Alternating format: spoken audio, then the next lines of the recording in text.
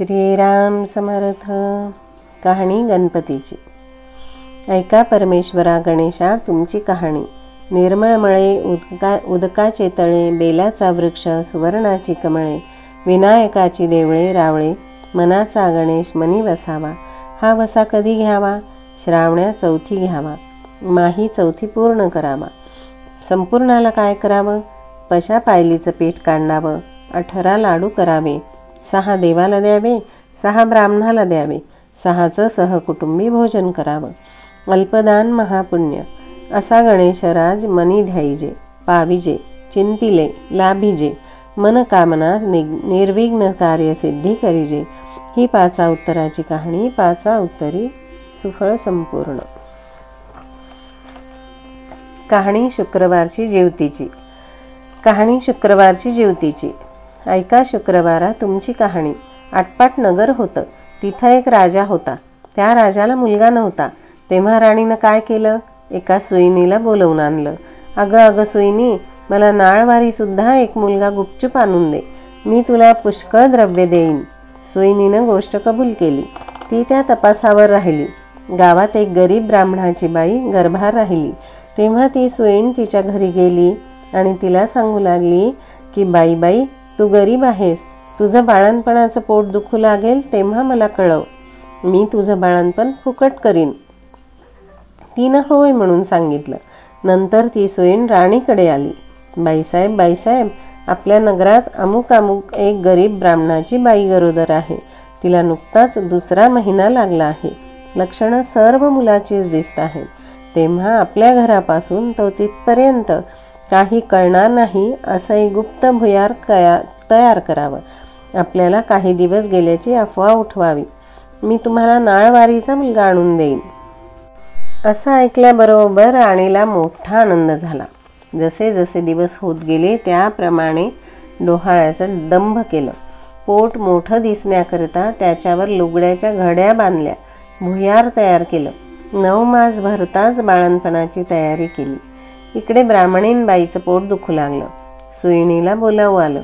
त्याबरोबर तुम्ही पुढं व्हा, मी येते म्हणून सांगितलं. धावत राणीकडे आली. पोट दुखण्याचं ढोंग करायला सांगितलं. नंतर ब्राह्मणाच्या घरी आली. बाई, तुझी आहे पहिली खेप. डोळे बांधलेस तर भिणार नाहीस, नाही बांधलेस तर भय वाटेल असं सांगून तिचे डोळे बांधले. ती बाळंत झाली. मुलगा झाला. सुईणीनं एका दासीकडून भुयाराच्या वाटेने मुलगा राणीकडे पाठवला आणि तिनं एक वरवंटा घेऊन त्यास एक कुंचा बांधला आणि तिच्या पुढे ठेवला. मग बाईचे डोळे सोडले. तुला वरवंटाच झाला असं सांगू लागली. तिनं नशिबाला बोल लावले. मनामध्ये दुःखी झाली. सुईण निघून राजवाड्यात गेली. राणीसाहेब बाळंतीण झाल्याची बातमी पसरली. मुलाचं कोड कौतुक होऊ लागलं. इकडे ब्राह्मणबाईनं नेम धरला.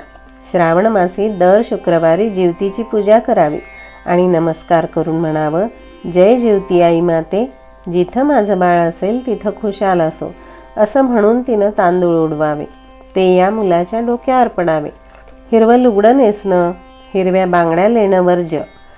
कारलीच्या मांडवाखालून जाणं वर्ज्य केलं. तांदळाचं धुवण ओलांडणं बंद केलं. याप्रमाणे ती नेहमी वागू लागली. इकडे राजपुत्र मोठा झाला. एके दिवशी बाहेर फिरायला निघाला. त्या दिवशी ती न्हावून आपल्या अंगणात राळे राखीत बसली होती. तेव्हा ह्याची तिजवर नजर गेली. हा मोहित झाला आणि रात्री तिची भेट घ्यायची म्हणून निश्चय केला. रात्री तिच्या घरी आला. दारात गाय वासरू बांधली होती. चालता चालता राजाचा पाय वासराच्या शेपटावर पडला.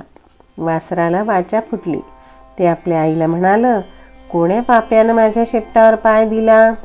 तेव्हा ती म्हणाली, जो आपल्या आईकडे जावयास भीत नाही तो तुझ्या शेपटावर पाय द्यायला भिईल काय? हे ऐकून राजा मागे परतला आणि घरी येऊन आपल्या आईपासून काशीस जाण्यास परवानगी घेतली. काशीला जाऊ लागला. जाता जाता एका ब्राह्मणाच्या इथं उतरला. त्या ब्राह्मणाला पुष्कळ मुलं होत होती, पण ती 5वी 6वीच्या दिवशी जात असत. राजा आला त्या दिवशी चमत्कार झाला. 5वीचा दिवस होता. राजा दारात निजला होता. सटवी रात्री आली आणि म्हणू लागली, कोण ग मेलं वाटेत पसरला आहे? जेवती उत्तर करते, अगं अगं, माझं नवसाचं बाळ निजलं आहे, मी काही त्याला ओलांडू देणार नाही. मुलगा आज जाणार म्हणून त्या मुलाचे आईबाप चिंता करीत बसले होते. त्यांनी हा संवाद ऐकला. इतक्यात उत्तर रात्र झाल्यावर सटवी आणि जेवती आपापल्या रस्त्यांनी निघून गेल्या. उजाडल्यावर ब्राह्मणानं येऊन राजाचे पाय धरले.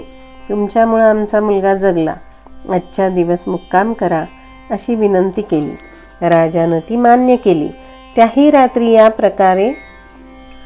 रात्री याप्रमाणेच प्रकार झाला. दुसरे दिवशी राजा चालता झाला, इकडे यांचा मुलगा वाढता झाला. पुढे काशीला गेल्यावर यात्रा केली. गयावर्जनाची वेळ आली. पिंड देतेवेळी ते घ्यायला 2 हात वर आले. असं होण्याचं कारण त्यानं ब्राह्मणाला विचारलं. ते म्हणाले, घरी जा, साऱ्या गावातल्या बायका पुरुषांना जेवायला बोलाव, म्हणजे याचं कारण समजेल. मनाला मोठी चुटपुट लागली. घरी आला. मोठ्या थाटाचं मावंद केलं. त्या दिवशी शुक्रवार होता. गावात ताकीद दिली, घरी कोणी चूल पेटवू नये, सगळ्यांनी जेवायला यावं. ब्राह्मणीला मोठं संकट पडलं. राजाला निरोप धाडला, मला जेवतीचं व्रत आहे, माझे नेम पुष्कळ आहेत, ते पाळले तर जेवायला येईन. राजानं कबूल केलं. जिथं तांदळाचं धुणं होतं ते काढून तिथं सारवून त्यावरून ती आली. हिरव्या बांगड्या भरल्या नाहीत, कारल्याच्या मांडवा खालून गेली नाही. दरवेळेस जिथं माझं बाळ असेल तिथं खुशाल असो असं म्हणे. पुढे पानं वाढली. मोठा थाट जमला. राजानं तूप वाढायला घेतलं. वाढता वाढता ही ज्या पंक्तीत बसली होती तिथं आला. तूप वाढू लागला. ईश्वरी चमत्कार झाला. बाईला प्रेम सुटून पान्हा फुटला. हिच्या स्तनातून दुधाच्या धारा फुटल्या. त्या याच्या तोंडात उडाल्या. तो हातची तपेली ठेवून रुसून निजला. काही केल्या उठेना. तेव्हा आई गेली. त्याची समजूत करू लागली. तो म्हणाला, असं होण्याचं कारण काय? तिनं सांगितलं, ती तुझी खरी आई, मी तुझी मानलेली आई, असं सांगून सर्व हकीकत सांगितली. नंतर भोजनाचा समारंभ झाला. पुढं त्यानं आपल्या आईबापास राजवाड्यानजीक मोठा वाडा बांधून देऊन त्यासुद्धा आपण राज्य करू लागला. तर जशी जेवती तिला प्रसन्न झाली तशी तुम्हा आम्हाला होवो, ही 60 उत्तराची कहाणी 5 उत्तरी सुफळ संपूर्ण. सद्गुरुनाथ महाराज की जय. श्री